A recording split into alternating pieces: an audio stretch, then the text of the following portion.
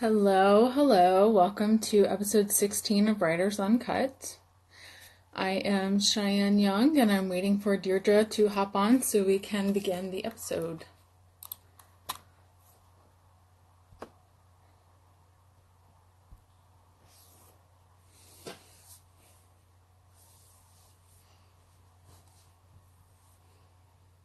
There she is.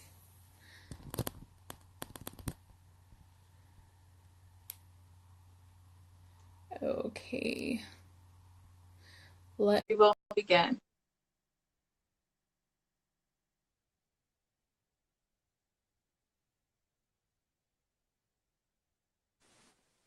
Good morning, Hey. afternoon, wherever you are in the world. I know where you are. It's still morning. Yep. I'm in Texas. As soon as it's 11 a.m., I feel like it's lunchtime, so it's not really morning anymore. I sometimes eat lunch at 11. I mean, I try to hold off until noon, but not always. Anyway, did you do a little welcome? Yes, kind of. Yeah. I must have missed it. It's always weird to do a welcome talk when nobody's joined yet because I'm just talking to myself. I know. But yeah, and then I say maybe I'll edit it out for the YouTube video, but I never do. Yeah. Because we're uncut, so yeah, we just wing it. Sorry, I need to get comfortable. My chair is like wrong, and it's raining here, which is like crazy. It's been raining for a while. We don't usually get much rain, and so it's kind of dark and dreary, and I don't like it. So I thought we could start off the episode talking about just a little brief update about what we've been up to as authors. I like that. And then we can dive in. If you are joining us, if you have any questions, just post them. My dog's right here, but you can't see her. If you have any questions, just post them and we'll answer. So I guess I'll go first. Okay. I have been unbelievably busy this year with nothing that pertains to myself because I'm doing a ton of ghostwriting projects. And I actually was just looking at my calendar and I have to write 4 45,000 word novels by March 22nd. So that'll be fun. So they're going to be 45,000 words? Yeah, well, according to the outlines I made, that's probably what they're going to be. So yeah. And I've written 2 chapters so far, so yay. So they're not novellas, they're short books. It's really, I mean, yeah, it's like they're long novellas but short novels. Yeah. But my freaking dog, I gave her an amazing treat before I came up here. And she brings it up here. And well, she's rolling around on the ground and like playing and it sounds so loud over here. So I'm sorry, you guys. But I guess I could treat y'all to her. Nova. Hey, Nova. Can y'all see her? Yes. No, she's not looking. Oh, well. Anyway, so that's what I'm doing. I'm doing a lot of ghostwriting, which is like a freelance side project that I do because being a traditionally published author does not make much money for most people. So I spend most of my life writing freelance projects. So that's what I'm up to. And I've also been trying to read a lot since the year started. Oh, that's good. We do have a question from Jen, which I'll give my little update when you're done, and then we'll dive into that. I'm done. Okay. Well, it sounds like you have a lot going on, which is usually the case. I mean, you and I both, we don't really let any time lapse really. Free time or social lives? No. What's that? Who needs that? My social life is like this big. Yeah. Well, I am in the depths of an agonizing notes. I don't even know. I actually read a portion of what I'm working on to my husband last night, and I was just like hole after plot hole. I don't know what I'm doing. I mentioned this on a previous live that we did where I have an old manuscript that it just needed some tweaking, I think, in order to get it where I wanted it to be in terms of the story, but then I added some stuff and it's like almost like my brain can't contain all the threads and elements and make them connect. And I don't often struggle in writing because I often write fairly straightforward, like, introduction of the character, the conflict, you know, the low point, the high point, it like follows that. But this is a little bit different. It still has those elements for sure, but I don't even know. I don't even know. And I'm just before we got on here, I have a table right next to where I'm sitting here, and it's entirely covered in notes and papers. And I might break out some flashcard or index cards and like start. I don't even know. I'm so lost and confused about. I kind of know where this needs to go, but I don't know how to make the connection between where I am and that point. And so I'm struggling. I'm struggling for sure. And I'm hoping I kind of have like a little bit of a deadline for myself, and I should probably not, but it pushes me. And so I don't know. I'm not feeling that great about it, but hopefully that's kind of the cycle of a writer. You're just like, I can't do this. And then it comes back around and you're okay. Anyway, that's my little personal update. Hopefully next week when we're on here, I'll be like, yeah, I crushed it. It's awesome. It's good. You'll figure it out. You'll get it. It will come to you. It's like when it feels impossible, that's usually when it will come to you. So just keep trying and don't bandersnatch yourself, which you don't know anything about because you don't watch Netflix. My monthly subscription to my free month that I had, it expired, and I watched one thing, and that was the Marie Kondo show. Oh gosh, I got halfway through one episode and I was like, I can't do it. But like the first couple, I want to try another episode because I like her. But that first couple was just awful, just awful. Like, yeah. Anyway, yeah. So we'll just briefly. There's this Choose Your Own Adventure show on Netflix. It's very cool. It's interactive. You have to use your remote control and you pick what you want the character to do. Oh, that's so cool. But yeah, it's so cool. But it's called Bandersnatch, and basically the kid's creating a Choose Your Own Adventure video game in the movie, and he goes crazy because there's so many plot threads that he has to try to maintain. And it's actually a really dark and sad story because there's no happy ending for him. And it's like, no matter what options you choose, there's no happy ending. And my daughter and I probably spent 5 hours playing this movie because we kept trying to go back and pick a different option to give him a happy ending. But in every single one, he goes completely crazy. So that's why I said, like, when you're working on this book, don't bandersnatch yourself, okay? I don't want to bandersnatch myself. And interesting you say that because my agent, Anne, would like me to come up with 3 endings. So don't watch that movie. I have 3 endings, but it's like it's like getting from here to there. I've actually been reading Save the Cat, which is really amazing for being sure that you hit all the plot points when there's so much going on.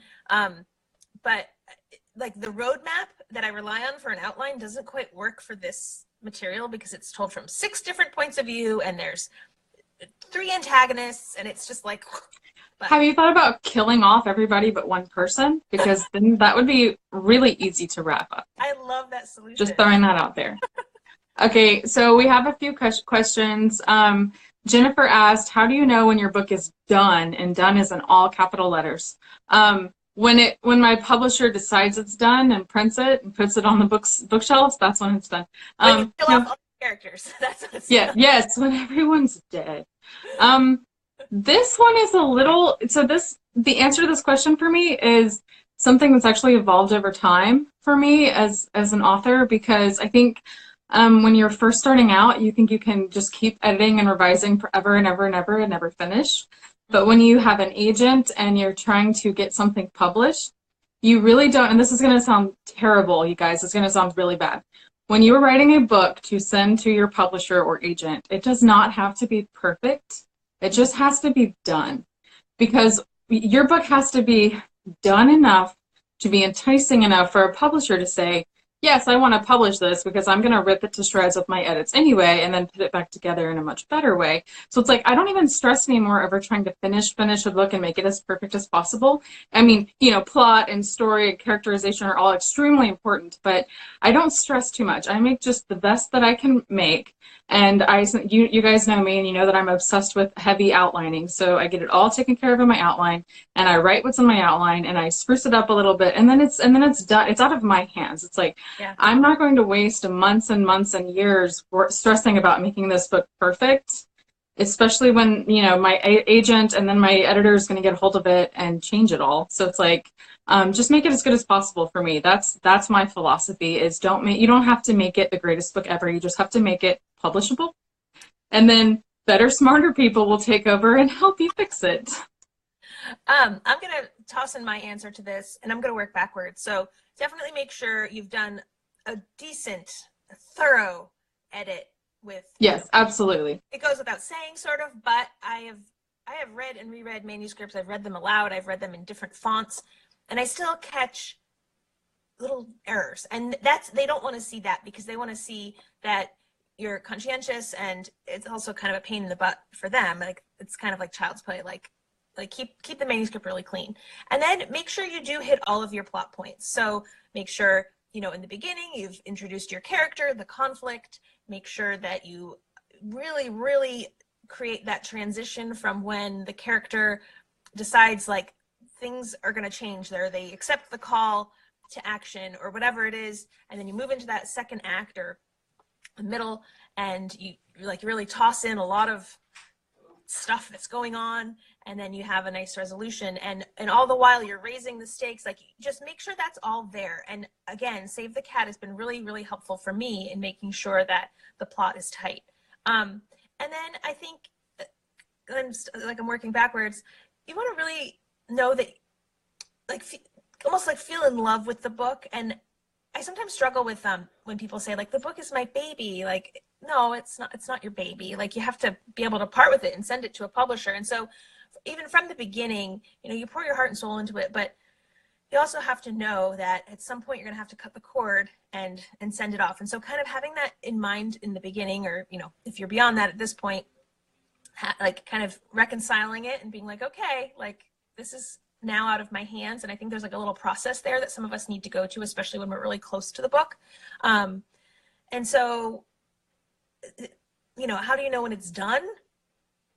It won't be done until, like Cheyenne said, it's like in someone's hands. And even then, I've gone back and read some of my books. I'm like, I could have added this. I should have taken this that long. I was about to say, yeah, even when the book is published and on shelves, don't go back and read it, because you'll find so many things you wish you could have written differently. And just the other day, I was taking my dog for a walk, and this like awesome thing popped in my head of what I should have done. And Sasha was like, oh man, that would have been so cool. I was like, well, it's too late now. The book's been published for 3 months. Like, there's no going back and changing it. So it's like, you just have to be able to let it go. And what Deirdre said makes a lot of sense. Like, make sure you follow the story formula. Don't just willy-nilly throw whatever you want onto the page and call it done. Make sure you've got a strong, structured plot in your novel, and then call it a day. Definitely don't send it out with typos or anything, but like, don't stress too much on it. And I never do. And it's funny because I was thinking the difference really between being a querying agent or a querying author and an agented author.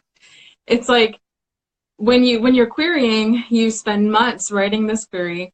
You revise it 100,000 times. You get a million different people to comment and critique on it. You read and research, and you make this like perfectly well-structured 3-paragraph, 250-word thing.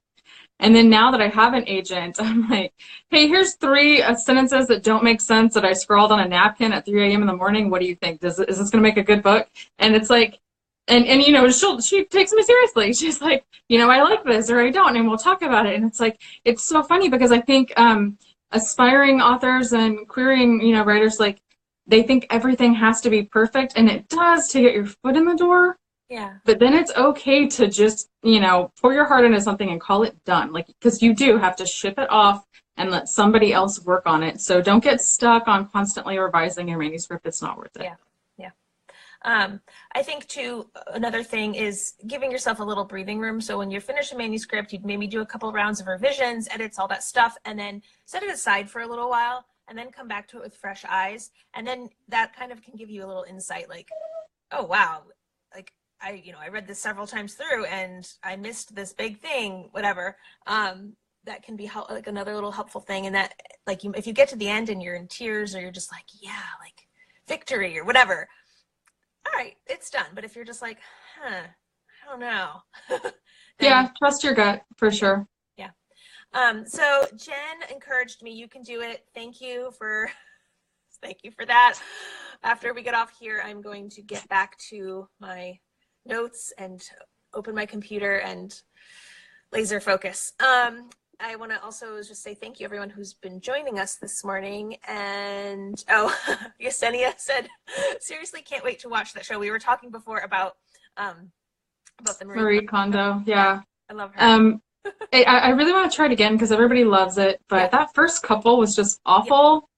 And maybe I'm a little stuck up, and don't judge by what you see behind me. My house is already pretty tidy. Like I've always been very obsessed with not having clutter, so I'm constantly throwing stuff out. And just like last night was National Hat Day or whatever, and I made my husband throw out 5 of his hats that were in the closet. I was like, "You've never worn these. They're old. Get rid of them." So it's like I'm constantly downsizing and tidying and organizing. That's so funny.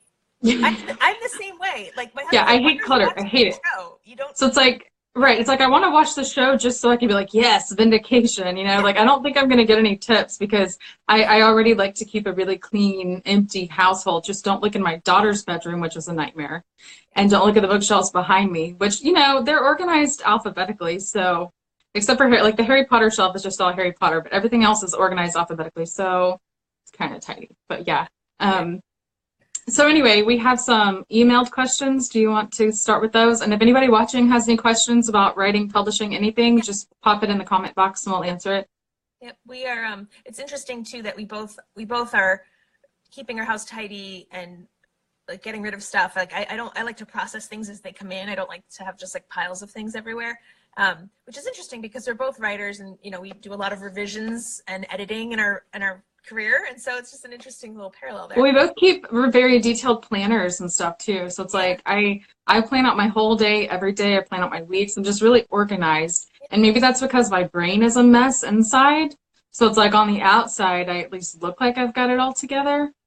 So anyway, okay, so we had a question from Cassie Giovanni. She's not on here today, but we're going to answer your question. She asked what about mixing genres. So I think what she meant was, and if you're on, I don't think you're on here, Cassie, but I don't think she is. But if you are, you can pop in the comment box and elaborate. But the way I interpreted that question, excuse me, was so say you have romance and you have mystery. Those are 2 genres, right? And we can talk about YA or whatever. Can you mix them? I've done it multiple times. So yes. I would say, Well, I think there's a difference in can you and should you. Yeah, and so I think both you and I might be thinking the same thing. So when it comes to indie authoring, so self-publishing, if you want to sell books and write to market, should you mix genres? So should you have, like romance is the big one in self-publishing, and fantasy, should you mix those? There's an audience for it, but I think you need to be really specific and cater to those conventions. I think you have a little bit more leeway in getting creative in traditional, although in traditional, they want to know where your book is going to be on the shelf even before they read the query. Where is it going to be? Is it going to be in like mystery and thriller? Is it going to be in contemporary? Like, that's a big question. So can you mix? I don't know. I'm interested to know what you have to say, Jan, but I think you can do it if you're strategic and aware of your audience and where you're going with it. I think it can get a little bit murky if you're mixing more than 2. And if you're not really familiar with the conventions of the genre. So if you're just like, I had this great idea for alien pirates who go to another planet and it's a dystopian world and they fall in love and there's magic and like I think it can right. I know probably that's not what she was asking, but so mixing genres, like I think it's something to think about thoroughly before you start writing the book, doing a little bit of research and kind of knowing your audience. I think it really depends on your career. Yeah. I actually have mixed genres, which is really weird, and I don't see myself ever doing it again. And it's mainly because like young adult contemporary romance is my jam. Young adult, anything contemporary is my favorite genre. It's the only genre I want to write and choose to write. And I see myself being solidly here for a long time. But back in 2015, I actually had a superhero trilogy published, which is so weird to me because I really thought superheroes were going to kind of tick off more than they did. But it's like people only want Marvel and DC superheroes. But anyway, and And that was one of those, even though young adult contemporary was all I cared about, I had this idea for a superhero novel, young adult contemporary-ish superhero novel, because it's kind of set in the real world, just with people that have superpowers. And I wrote it because I couldn't get it out of my head, and it ended up being published by Alloy Entertainment. They're the people who published Gossip Girl and Pretty Little Liars and The Vampire Diaries. And if you're thinking, yes, I was hoping they would turn it into a TV show, and they haven't. But so that was kind of my first traditionally published series, and there's really no room to go in superhero fiction, so I had no desire to continue writing it, and I always wanted to go back to what I wrote. And because those books were so small, like nobody really even knows they exist, it doesn't matter. I'm known as a young adult contemporary author. So I personally don't care to switch genres or write anything else. I might try to write a middle grade one day, and I think if you're writing young adult and middle grade, that's perfectly okay, because a lot of people do that. But I think if I'm writing young adult contemporary romance and I suddenly wanted to write historical war fiction, that wouldn't make any sense at all, and it's going to upset your agent, it's going to upset your publisher, because you've branded yourself as a specific author, and now you're trying to do something else. And I think if you're going to do that, you should write it under a pen name. It doesn't have to be secret, you can tell people about it, but you shouldn't mix those together traditionally. I think it's really frowned upon traditionally, and only really big name authors can kind of get away with it. Like Stephanie Perkins is young adult contemporary, and then she wrote a horror novel last year, and she could get away with it because she's Stephanie Perkins. Yeah. So if you're an indie author, I say 100. Oh, sorry, I just hit my table. I say 100% no, don't do it. Write under different names, because like, you have to brand yourself as a specific genre of writer, and if you're going to jump all over the place, it's just really confusing your readership, and it's not, I wouldn't do it, and I wouldn't recommend it. I would recommend to write under different names, even if you want to just maybe use your first two initials and your last name, like a name very similar to yours, or add an initial in the middle of your name, and that's your horror name versus your romance name or whatever. But I would not mix them under the same name, so that's my advice. So to clarify, I'm kind of laughing over here a little bit, because we interpreted the question in different ways. So I'm really glad that you answered in terms of really. Yeah, I thought we had similar answers. Well, I was talking about like in actual writing, like in writing a book, can you have more than one genre in the book? Oh. Yeah. So and then you're doing it as an author, and so as an author, I completely agree. I'm actually you could use me as a case study for mixing genres as an author. So I started writing, the first thing I self-published was new adult, and then young adult, contemporary. So new adult was just primarily just romance. Then young adult. And then I think I went back to, I did a women's fiction, and then I did another young adult, and those were all romance. And then I went to, or contemporary, whatever. And then I went to fantasy. And then I went to dystopian. Dystopian, yeah. And so I jumped all around as me, as a hybrid author. And then we've talked about this a little bit on here, that just this past year, I was like, okay, this isn't working, because for self-publishing, we've talked about the algorithm on Amazon, and it favors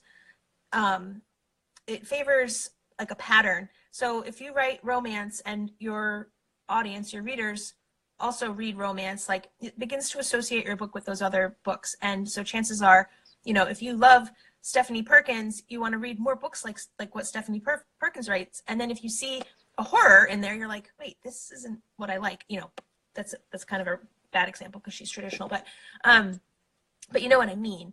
And so I think I kind of messed up my Amazon page in a way. You really did. And then, and you also wrote nonfiction.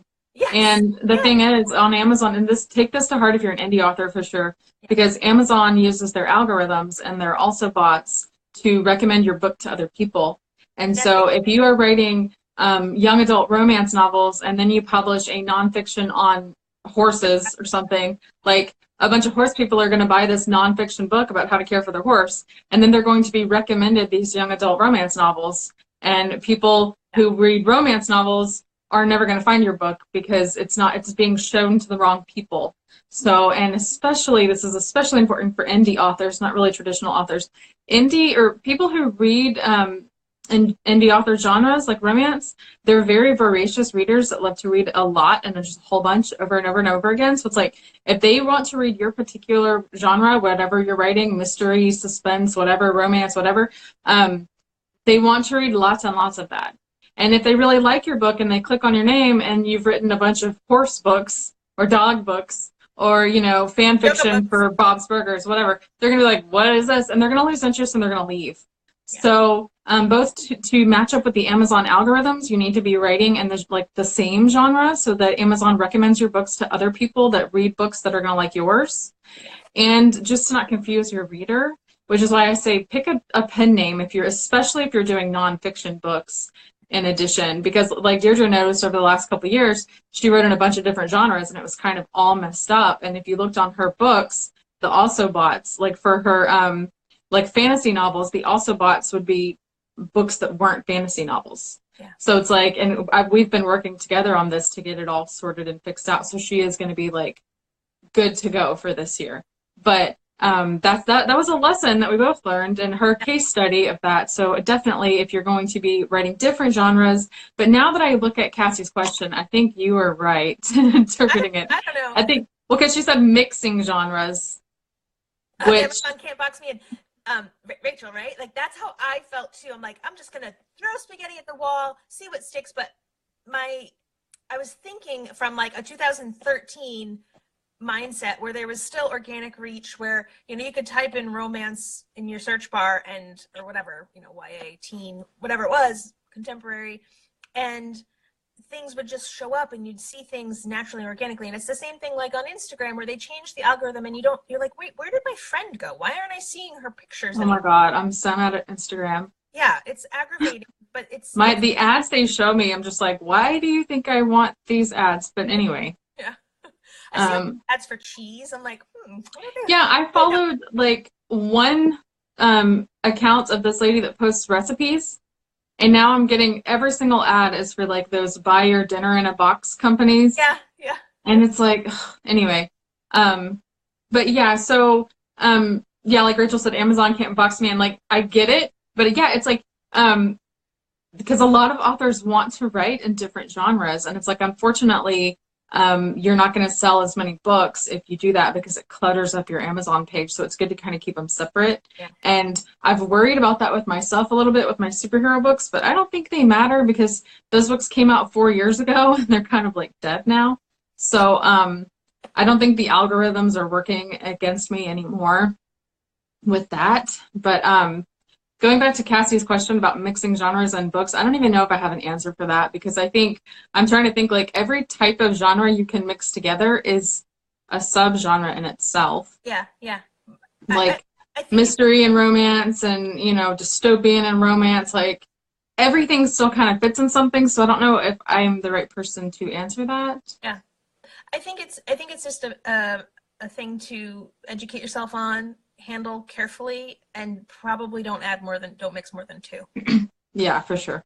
Yeah. And definitely know the conventions, know what's expected of the genre, because so many times authors think they're going to just do whatever they want and come up with this masterpiece. And I'm sure it might have worked at some degree somewhere for someone, but it usually doesn't work. You usually just end up writing a book that sounds really weird. Like I was judging a book for a contest. I won't go into too many details. And it was the contemporary romance category. So I'm thinking, you know, contemporary romance novels. And this book that was submitted, I was reading it, and it was like a horror novel. And it really sounded like something like Quentin Tarantino wrote. Yeah. And I was scared reading it.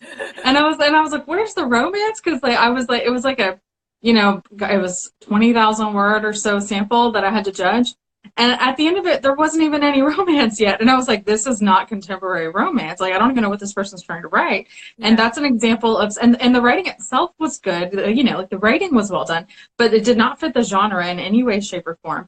So it's like, you have to know. And if that person was to self-publish that book, under contemporary romance, it would sink like a rock. It would not sell, it would not be successful because it's not fitting what people are expecting of that genre. So before you try to just do something random, really think about it. And it's not suffocating your creative abilities to write within a genre. It's actually for the best because that's how you will succeed as an author.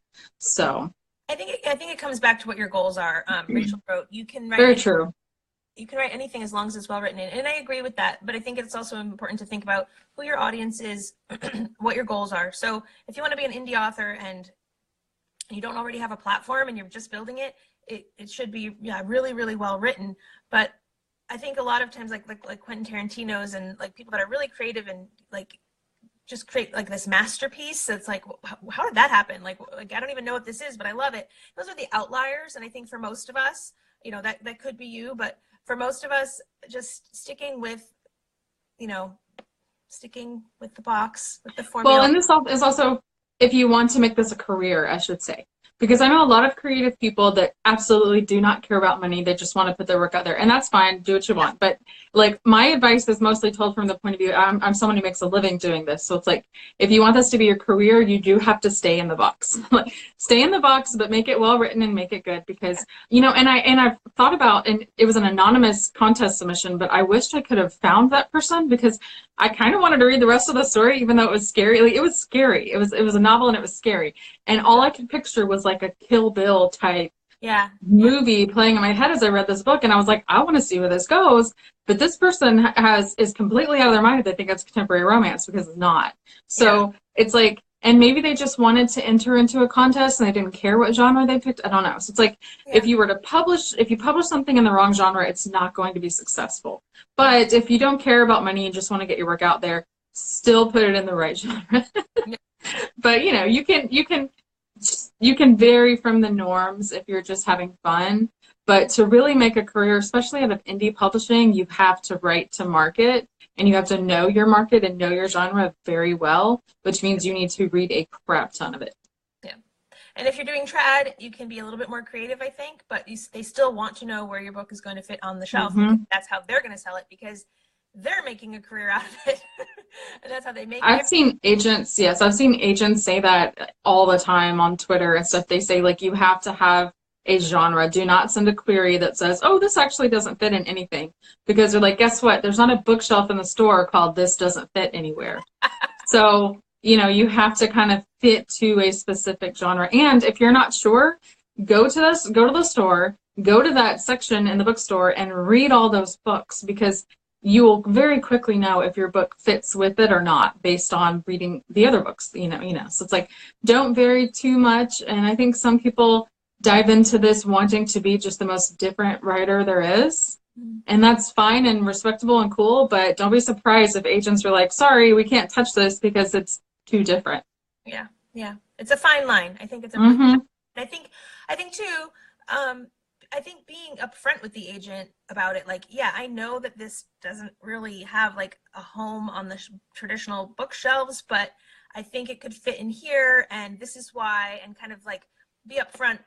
I know that for myself, I have the tendency to kind of be like the creative, artistic, free spirit, and like no one can box me in. I love that, or Amazon can't box me in. Like I tend towards that myself, and so I think though, publishing is a collaborative effort, and it is a game and a profession, and so kind of learning to navigate that as a professional, and if you're going to make it your career, I think is important. And of course there are exceptions. There are the people that are like just doing their own thing and they get the deals and stuff like that, but I think it's also it might be best to try to get your foot in the door first before you throw out your wacky ideas, because I'm thinking of the book by Amy Kaufman. It's right behind me. Hold on. Okay.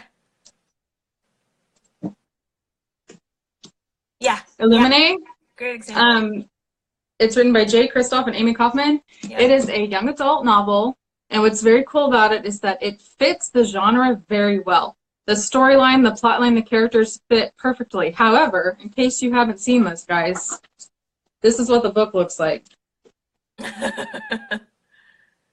It's told as like a dossier, and there's an evil AI, and there's like weird pictures in it.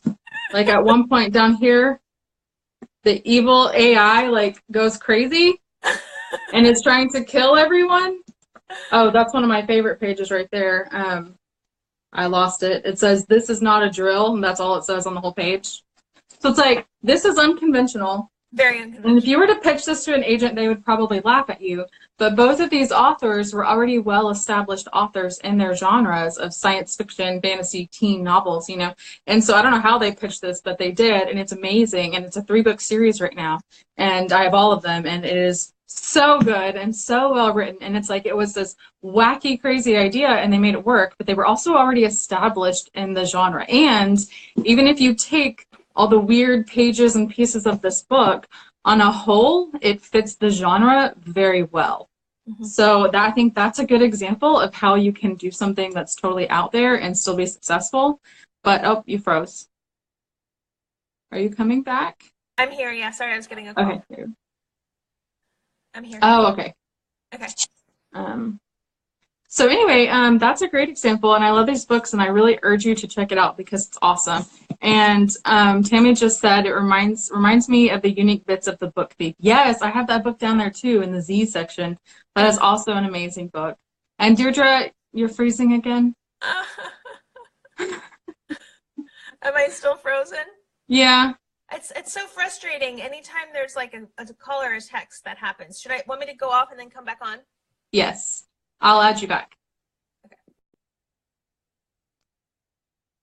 Okay, in the meantime, if anybody has any questions, let us know. Otherwise, I'm just going to keep babbling and blabbing about stuff. Okay, there she is. Let me add her back.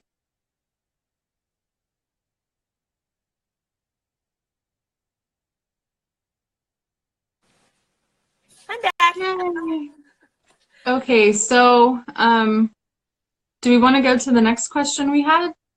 I don't know if I have an answer for it. I was going to say you need to answer first because I don't know if I have an answer either. An answer. Well, you know what? I'll say 2 things. So if you have a question that pertains specifically to writing, publishing, promotion, all the stuff that we talk about here on Writers Uncut, please leave it in the comment box. And another question we got was, what is the most unusual or surprising conversation you've ever had, which is kind of off topic. And like, I don't know. Well, we could try to tether it down to publishing or writing in general. Yeah. One surprising conversation I've had, I can think of 2. The first one was when I got an email from Alloy Entertainment out of the blue in 2014. Mm-hmm. And they said, "We read your self-published superhero book. We loved it so much. We want to publish it. Can we talk?" And my first thought was, this is a scam. And then I saw who it was from, and Alloy Entertainment was actually a publisher that I had been wanting to submit to for years. So I researched and looked into it, and it turns out she was real, and it was real, and I got the book deal. So that was extremely surprising because one of the #1 things you hear is if you self-publish a book, it will not ever be traditionally published. Don't bother querying it. Don't bother sending it to publishers because nobody will publish it. And I still stand by that. That is true. It was just a fluke because somehow, some way, I don't even remember how, I think somebody read it and gave it to my editor. Like my editor came across it and loved it and wanted to republish it. And the series also wasn't completed at the time. So I sold them the rights. They took it over. We edited the books. We revised it. We changed a whole lot. And then it was published traditionally. So that was an extremely surprising conversation I had. I was very excited about it because that conversation, if anything, kind of changed my whole career because at that point I had been querying for several years. I had had several rejections, and I had pretty much decided I was never going to try again. And I was like, I'll just self-publish. I'm not going to try to get an agent. I'm not good enough to get an agent. It's never going to happen. And getting that deal out of the blue kind of changed my mind and made me decide to try again. So, and I have 2 more traditionally published books after that. So that's a surprising conversation.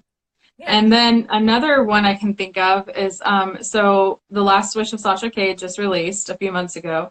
It's my first hardback novel. My editor, Kate Egan, was the editor of The Hunger Games. So big deal, right?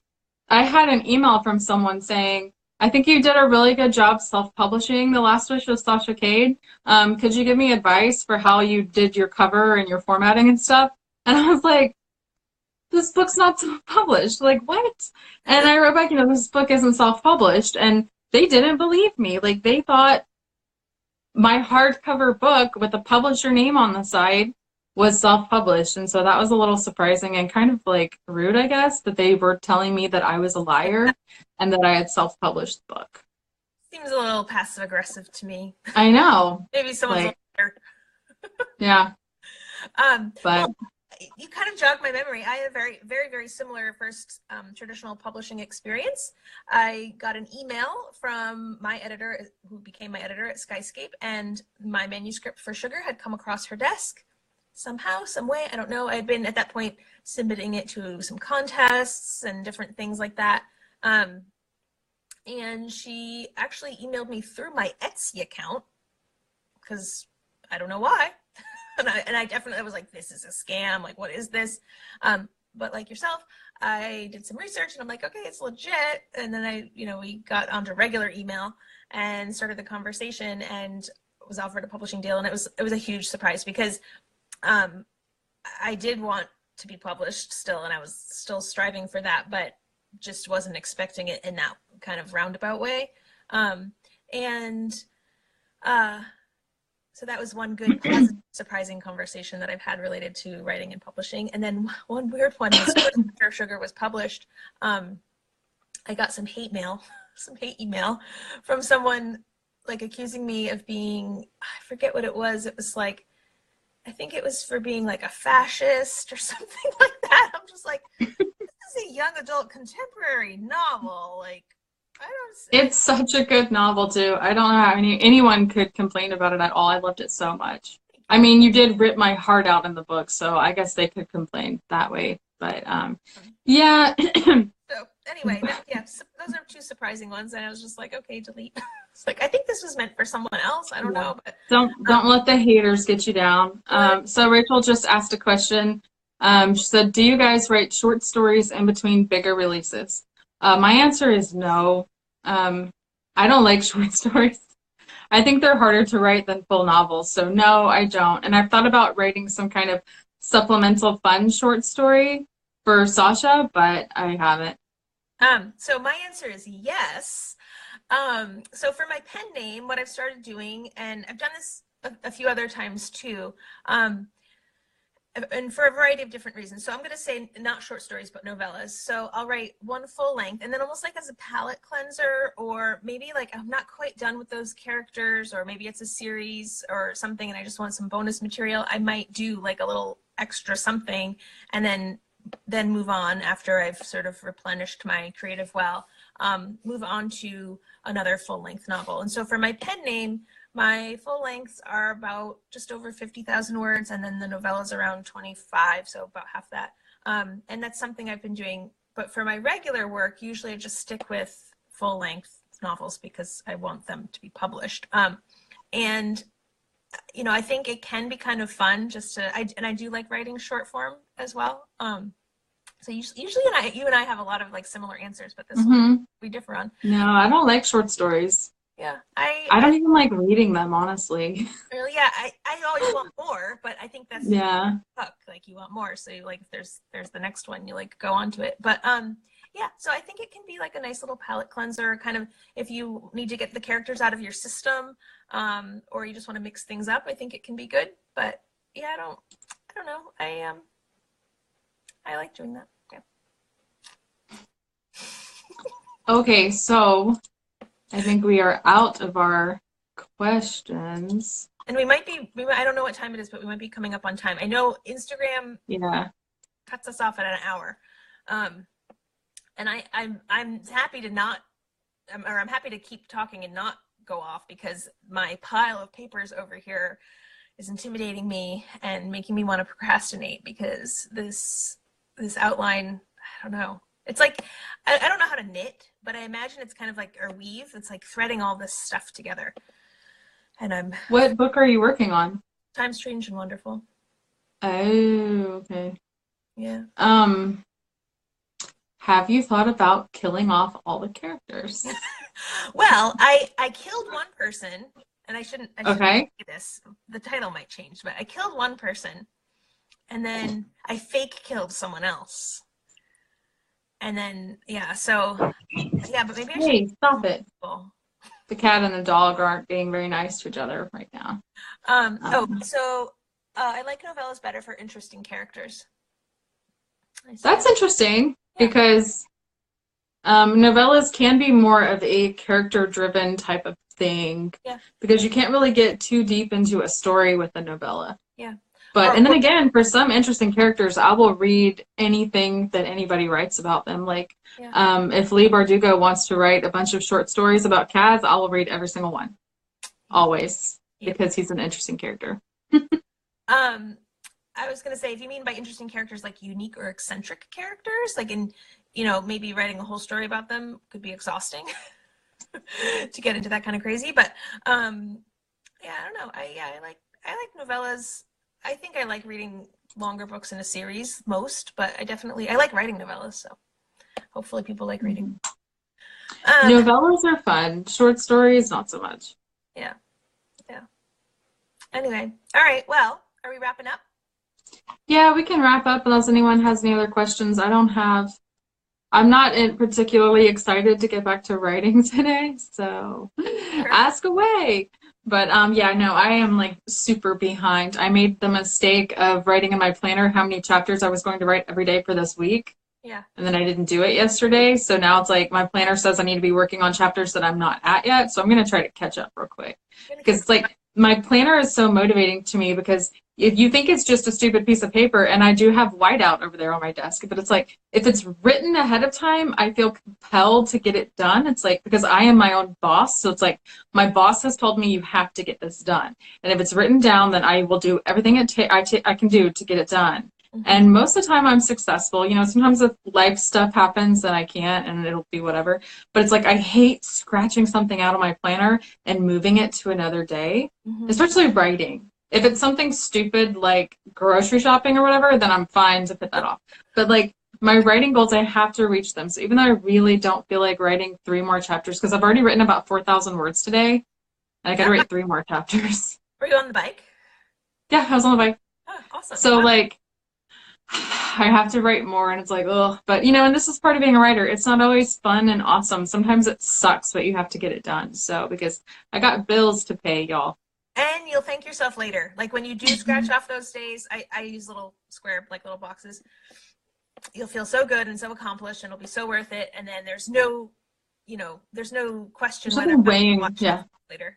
Like, well, I was gonna say, right now I'm reading an amazing book, so it's like my reward is to read after this. So that's what I'm working towards, that goal of reading. So yep. I'll usually put Netflix on when I eat lunch and when I eat dinner.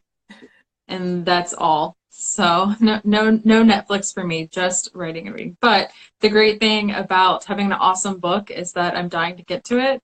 The bad thing is that I have to write 3 more chapters until I can get to it. So anyway, thank you, Tammy. She said you got this. So we both have this. So let's get back to work. And you guys, thank you for joining us. You can find us on Facebook at Writers Uncut Group. And you can find us on YouTube. Just search for Writers Uncut. And that's about it. And we'll see you next week. Same time, same place. Or actually, different place. It'll be on, Cassie. For our Instagram. Yeah. Cassie, we answered your question. You're going to have to go back and watch this. Watch the replay. Ooh, yes. That's next on my list on my team. Oh my God, yes. The Cruel Prince by Holly Black. I still haven't mailed it. I'm mailing it today. Sorry. This one's for you. Yeah. But yeah, I'm reading book 2 of that series, and it's so good. You're going to love it, Rachel. Okay, so now we really will go and get back to work. Okay, here we go. Bye-bye. Bye.